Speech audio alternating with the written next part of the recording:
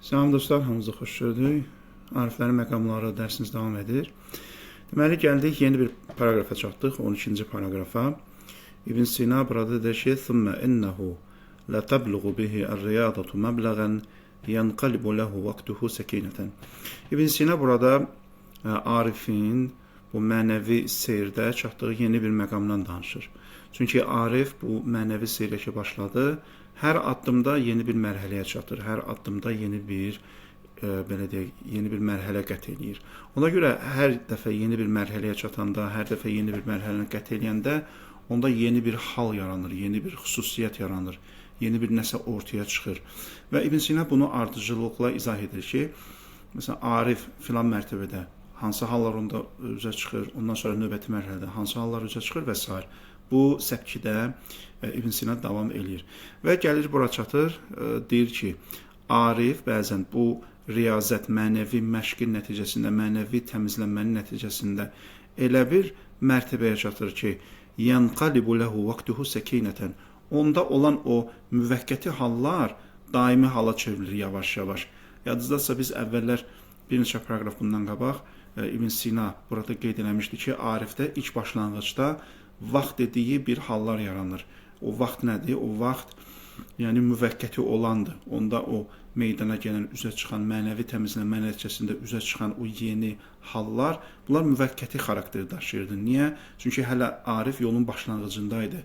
Hələ çox yol qət eləməmişdi. Hələ yeni-yeni bu şeylərlə tanış olurdu. Ona görə onda o meydana gələn o qəribə hallar, yeni hallar, ilahi təzahürlər, onlar müvəqqəti xarakteri daşıyırdı. Və bu da təbii ki, normaldır. Çünki bu məsələ elə bir şeydir ki, bu ontoloji bir şeydir, təkvini bir şeydir. Bunlar proqram istəyir, davamiyyət istəyir. Yəni birdən-birə nəticə 100% təbii ki, hasil ola bilməz. Bu qeyri-mümkündür. Ona görə bu şeylərin bu ardıcıllıqla davam etməsi də normaldır. İndi əvvəl Arifdə bu şeylər müvəqqəti xarakteri daşıyırdı. İbn Sina deyir ki, Arif nə qədər ki o yolu davam elətdirir, o proqramı davam elətdirir, yolun yarısından geri qayıtmayıb, onda artıq o üzə çıxan, yavaş-yavaş meydana gələn o hallar, ilahi rəngə boyanmış o hallar artıq yavaş-yavaş sabitləşir. Artıq onun müddəti çoxalır. O müvəqqəti xarakteri daşımır. Müvəqqətidən daimiyə doğru keçid almağa başlayır. Və ardınca da bunu izah edir. Fəyasirul məxdufu mə'lufən. Artıq o müvəqqəti olanlar, keçici olanlar, gəlib qayıdanlar məluf olur. Artıq Arif üçün o bilinənə çevrilir, aydın olur hər şey onun üçün. Artıq yavaş-yavaş Arif onlara adət eləməyə başlayır. Əvvəlcə yeni başlayanda bu gəlib gedirdi, müvəqqəti xarakteri daşıyırdı. Onun üçün bu sabit deyildi. Amma yavaş-yavaş bu proqramı dərinləşdirdikcə, bu yolda daha çox sabit qədəm olduqca, bundan sonra artıq o müvəqqəti olanlar Arif üçün nə olur? Bilinənə çevrilir. Artıq bunlar Arif üçün bilinən hallardır. Arif bunlardan belə deyək, yaxşı mənada təəccüblənmir. İlk başda təəccüblənə bilərdi, çünki ilk başda hələ onlarla yeni tanış olurdu. Amma zaman ötdükcə onlar artıq Arif üçün nə olur? Normallaşır. Vəl-vamidu şəhəbən beyyinə. Bu, təbii ki, bunlar hamısı məcazi terminlərdir, məcazi ifadələrdir. İbn Sina bunları məcazi olaraq ifadə edir. O qığılcımlar, hansı ki, əvvəldə bunlar qığılcım xarakteri daşıyırdı bir növ, o yeni hal. Bunlar artıq sabit bir, aydın bir alova çevrilir. Aydındır? İbn Sina görün bunu necə izah edir? Əvvəlcə bu hallar qığılcım xarakteri daşıyırdı bir növ. Qığılcım nədir? Ani baş verir və aradan gedir. Arif ilk mərhələdə onda üzə çıxan o qəribə hallar ilk mərhələdə qığılcım xarakteri daşıyırdı sanki. Olurdu, aradan gedirdi. Olurdu, bir anlıq aradan gedirdi. Bu bir növ hazırlıq mərhələsi idi və ya ilk mərhələ idi. Bayaq dediyim kimi, bu birdən-birə yarana bilməz. Əvvəlcə bu şəkildə meydana gəlir. Lakin o qığılcımlar tədricən nəyə çevrildi? Aydın, sabit olan bir oda çevrildi. وَتَحْصَلُ لَهُ مُعَارَفَةٌ مُسْتَقِرَّةٌ. Və bu getdikcə sabit olan bir mərifətə, idraka çevrildi. Bu çox önəmlidir. Çünki Arifin yaşadığı və keçirdiyi bu hallar və Arifin üzləşdiyi bu mərhələlər onda sabit idrakın, biliyin, tanışlığın meydana gəlməsinə səbəb olur. Çünki dostlar, diqqət edək, Bunlar hamısı birbaşa biliklə, idrakla əlaqəli proseslərdir. Çünki yol elə bir yoldur ki, orada təkcə mücərrəd əməldən təbii ki, söhbət gedə bilməz. Bu elə bir yoldur ki, burada əməl və idrak qarşılıqlıdır. Əməl çoxaldıqca ona uyğun olaraq idrak da neyinir? İnformasiya da artır, bilik, mərifət də artır. Və bunlar bir-birinə çox qəribədir, qarşılıqlı təsir göstərir. Yəni, əməlin çoxluğu, daxili təmizlənmənin artması, idrakın çoxalmasına səbəb olur, biliyin çoxalmasına, tanışlığın çoxalmasına səbəb olur. Həmçinin tanışlığında çoxalması, idrakın çoxalması, biliyin çoxalması insanı şövq edir, daha çox əməl görsün. Bu çox qəribə bir məntiqdir, qəribə bir prosesdir. Əməl və idrakın, əməl və biliyin bir-birinə qarşılıqlı sürətdə təsir etməsi. Ona görə İbn Sina burada bunu deyir. وَتَحْصَلُ لَهُ مُعَارِفَةٌ مُسْتَقِرَّةٌ Sabit bir bilik yaranır. Axı bu sabit bilik hardan qaynaqlandı?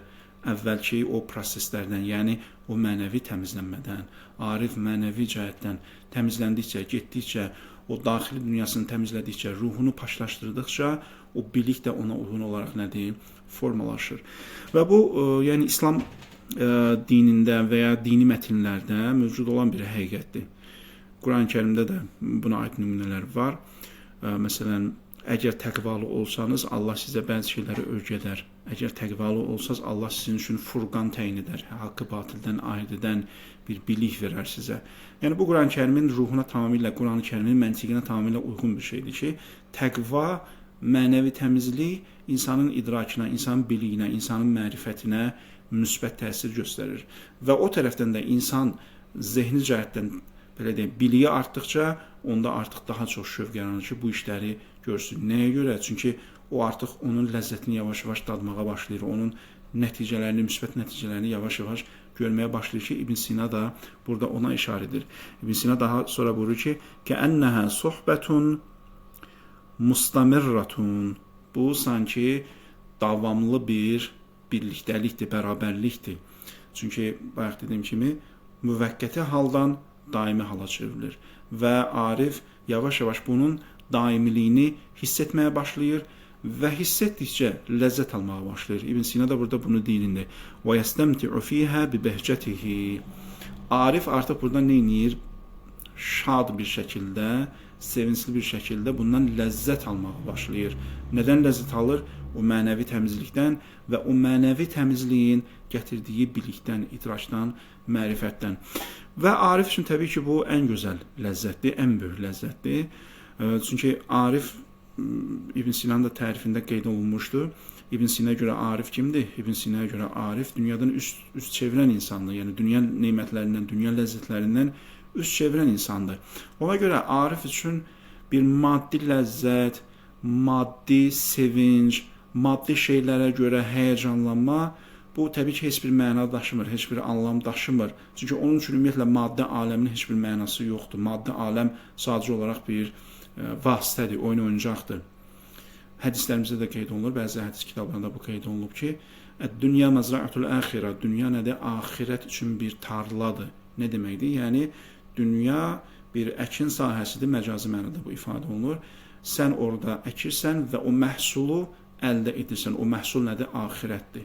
Dünyada bizə nisbət belə bir şeydir və ya bəzi hədislərdə keçir ki, dünya bir körpüdür. Körpünün funksiyası nədir? Mahiyyəti nədir? Səni qarşıya keçirsin. Dünyada bir vasitədir ki, bizi qarşıya keçirsin və biz o dünyadan əgər bu məqsədlə istifadə etsək, hədəfimizə düzgün çatarıq. Arif üçün də dünya bu məqsəd daşıyır. Arifin gözündə, Arifin dünyasında, Arifin zehnində bu aləmin ancaq və ancaq vasitə funksiyası var, vasitə rolu var. Arif ona görə dünyaya köklənmir, dünyaya fokuslanmır. Arif üçün dünya sadəcə bir vasitədir. Digər insanlarda isə tam tərsinədir. Digər insanlar artıq dünyaya aid olublar. Onlar üçün dünya hər şeydir. Ona görə ancaq dünyaları üçün çalışırlar. Və dünyalarından nəsə əskiləndə onlar narahat olurlar. Amma Arifdə tərsinədir. Arifdə dünyasına nəsə əskilsə və ya dünyada nəsə əldə etməsə, o qətiyyən narahat olmaz. Çünki dünya onun üçün elə bir ciddi bir əhəmiyyətli bir şey deyil. Dünya üçün ciddi bir şey ifadə eləmir. Və Quran-ı Kərimdə də bunun nümunələri var. Baxın, Qarunun misalında bu var. Qarun bildiyiniz kimi Quran-ı Kərimdə barəsində bir müəyyən ayələrdə hekayələr keçib ki, Qarun çox zəngin bir insan idi və onun təkcə o mülkünün, sərvətinin açarlarını neçə nəfər insan daşıyırdı. Yəni təsəvvür edin, bu zənginlikdə insan idi. Və bir dəstə insan Qarunu görəndə ki, Qarun bu öz mülkünü, öz səltənətini göstərirdi insanlara və özünü göstərərək özünə fəxr edirdi, o maddi zənginliyinə fəxr edirdi. Bəzi insanlar heyrətlə baxırdılar. Dedilər, ey kaş Qarunda olan sərvət bizdə də olaydı. Baxın, bu zəhniyyət maddi, materialist zəhniyyətdir. İnsan üçün əsas hədəf bu, yəni heyfslənmə, təəssüflənmə nəyi göstərir? Bu insanlar üçün əsas hədəf dünya imiş sən demə. Ona görə Qaruna nə edirdilər? Heyrətlə baxırdılar. Qaruna qibtə edirdilər, həsəd edirdilər, paxıllıq edirdilər ki, ey kaş onda olan dünya, onda olan sərvət bizdə olaydı. Amma ayə deyir, orada bəzi insanlar var ki, Allaha iman gətirmişlər. Onlar demişlər ki, onlar deyirdilər ki, etiraz edirlər ki, yəni Qarunda olan şey nədir? Dünya maddiyyatdır. Ondan artıq bir şey deyil. Yəni mənəviyyat deyil, elm deyil, savad deyil, zəka deyil, əxlaq deyil, dəyərlər deyil. Ancaq maddi şeylərdir. Belə şeyə görə ağız sulandırmağa dəyməz. Belə şeyə görə həsəd aparmağa, paxıllıq çəkməyə, heyfslənməyə dəyməz. Müvəqqəti şeylərdir. Bəli, sən la tansa nasibaka minəd-dunya. Dünyadan nəsibini unutma. Dünyadan o həddə ki, sənin imkanlarını, ehtiyaclarını qarşılayır, o həddə dünya üçün çalış. Amma vasitə gözü ilə gör həmişə. Ki, bəli, bu dünya həyatı mənim üçün vasitədir. Yəni, pul da qazansan, yenə vasitədir. Niyə? Çünki ondan daha çox insanlara xidmət eləyəsən, daha çox insanlara yardım eləyəsən, daha çox ehtiyaclı insanlara əl tutasan və vəzifən yüksəldi. İstənilən yeni bir şey dünya həyatından əldə etdin, gözün onda qalmasın, ürəyin onda qalmasın. Sadəcə bir vasitə kimi buna bax.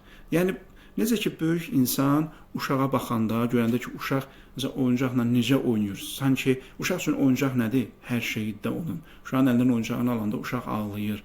Uşaq, belə deyək də, depressiyaya girir ki, oyuncağımı əlindən aldılar. Çünki onunla başını qatırdı, onunla sevinirdi, ondan özü üçün belə deyək, gözəl vaxt keçirirdi. Elə ki, oyuncağını əlindən aldılar, uşaq çox pis ağlayır, çox pis kədərlənir, çox pis təəssüflənir və s. Amma bir böyük ona baxanda, yəni onu ciddiyə almır. Nə onun oyuncağa ürək bağlamasından, nə oyuncaqla bu cür sıx münasibət qurmasına, yəni ciddiyə almır və gülür ki, eyb yox, başqa bir oyuncaq verərəm sənə. Yəni, ariflərin də digər insanlara baxışı o cürdür. Yəni, biz dünya həyatına daha çox ürək verdikcə, dünya həyatına daha çox bağlandıqca, o həqiqi ariflər ki, onlar dünyadan üst çeviriblər və ya Həzrət Əli kimi dünyaya 3 dəfə təlaq veriblər, 3 dəfə dünyanı boşayıblar.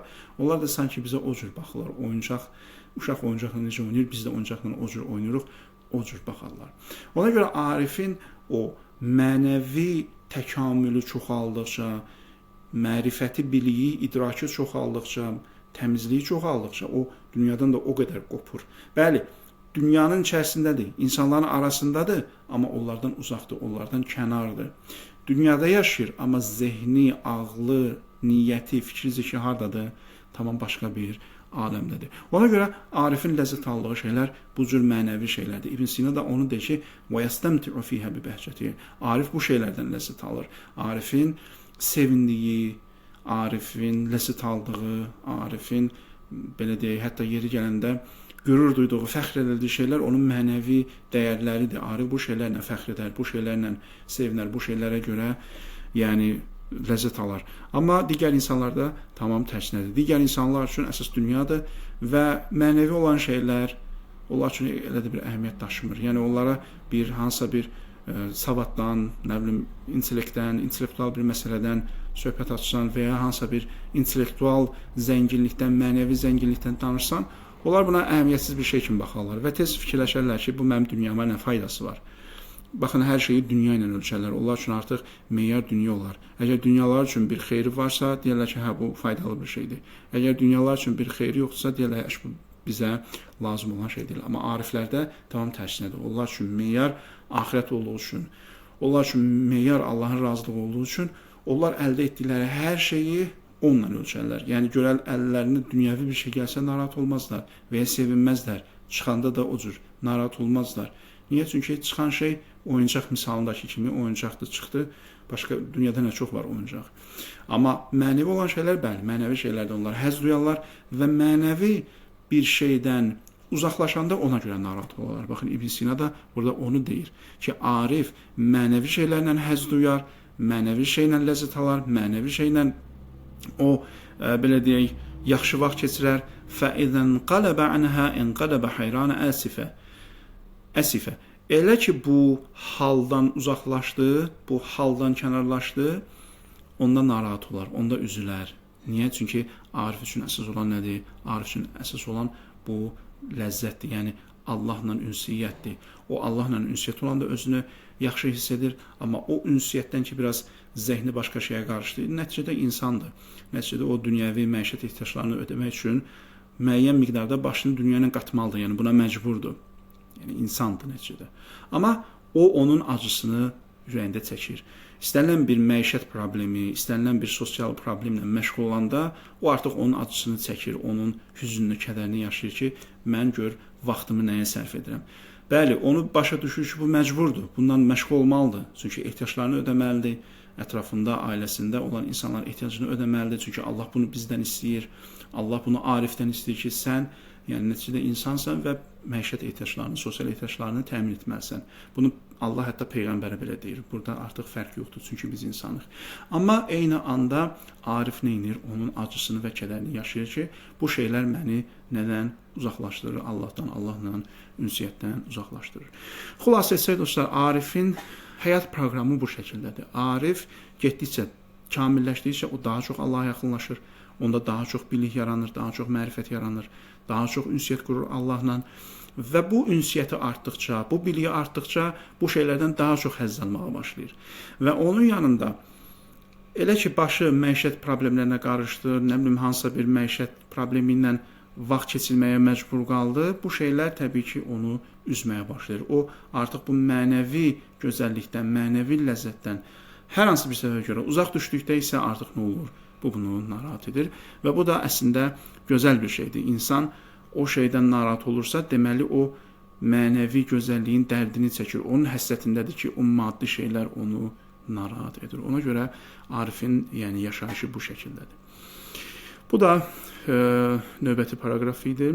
İnşallah yeni növbəti paraqraflarda görüşənədək bu günlük bu qədər hələlik.